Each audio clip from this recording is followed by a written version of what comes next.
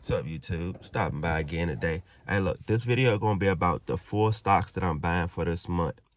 One stock I'm going to name is Berkshire B. I own that now, and I got into it with the Apple profit. So I didn't just buy straight in. I've been had the company, but I sold it. Just wasn't the time for me to have it. That's all I can say in that situation. But then I said, let me get a couple shares off this Apple profit that I got. Because Apple's a cool company, one of the top companies, but I'm just more worried about being diversified at this point. Because that's such thing as that Mag 7. Honestly, it's no such thing as the Mag 7 at this point, because you could have 3 of those stocks do bad and they don't move it out to 7, because you have other stocks that are still performing and doing well. So they're just trying to do that for the CNBC News situation. So Berkshire B is on my to buy and to keep buying. It's going to be a long term for me mainly. The company they still buy the right things. They know when to move. They know how to save money. A lot of these companies definitely don't be saving money, honestly. And look at who the CEO is. It's kind of hard to knock that right there. He is the blueprint of investing. I literally love watching the documentaries to see how he built this company, buying more companies, literally. That's why I understand how to be a businessman at this point. So Berkshire B is one I'm putting on the list. And like I said, long term, I'm going to do some leaps on it and just keep buying more. So I'll just bring y'all back with that one.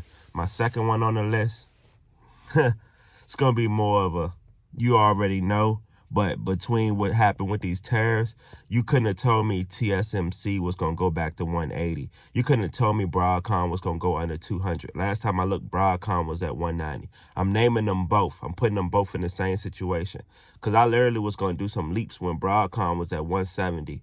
And it took off so fast and got to the 200 range. I just couldn't track it at that point. So I'm just like, okay, cool. But one thing I've told y'all on this thing before, I remember coming on my live, if you know, you know, saying, dang, I missed a play today.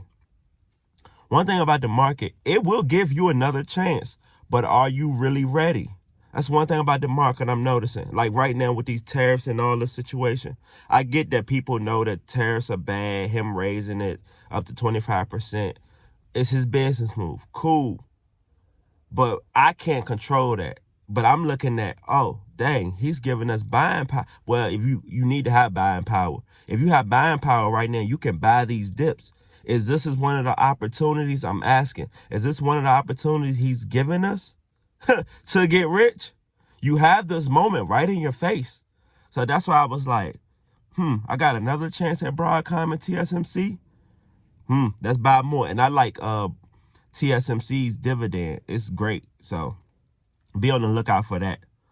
Now, because I'm going to go over this 4, but it is, if you either want the sauce or you don't want the sauce.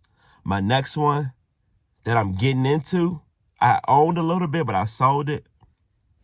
I didn't understand it. I understood it. But what understanding is having the money to keep putting more and more and to trust that you know what you're buying. Reddit and Kava, I'm going to say them at the same time so you'll understand. I have looked at Reddit and Kava at the same time. I've seen how Reddit was moving in the market, and I'm like, I like the Reddit groups. I like, if you understand Reddit, you understand it's communities. So when you have these crypto communities, the stock communities, the car rental business communities, they're all going to this one place to give information up. So, and I'm like, I like Reddit. Like they said, buy something you understand, the main thing in these markets. Because if you don't understand it, you might make some money. But if you don't understand it, you won't know what to do long term with it. So Reddit is one of those ones, still a new company fairly. And I'm noticing, so you'll know what I want to do on my journey with it. It hasn't even got to 500%. It's at like 240%. What's next? 500% gains. I've seen it go up to 220, 210 and pull back. That's what the market does. But did we know what this was going to happen right now? No. Cool. Those are buying points at this point right now. Anything 160, 150, if you can Reddit, it's going back to 200. You can't tell me when it's going to go back to 200. You can look at the charts and see daily, But when is it going back to 200? Are you going to take advantage of it going back to 200? That's just the lessons we all should know. So my other one is going to be Kava. They're in the same situation because they're still new companies. That's why I named them both at the same time. Kava's still fairly new. They're about in the same range with the 200% in the market of gains. Of course, Kava has gave some back. Like I said, with the tariffs and all the stuff happening, the whole market has. Not every stock, like I said, Coca-Cola is still doing great for me, surprisingly. But it is what it is. Kava still expanding, still new, and they were good when they actually did the earnings. Even Nvidia was good with the earnings, but the market is just being the market right now. Some things you can't control, but it's parts of this you can control. So Kava's on that list, and one more for the month would be Nvidia.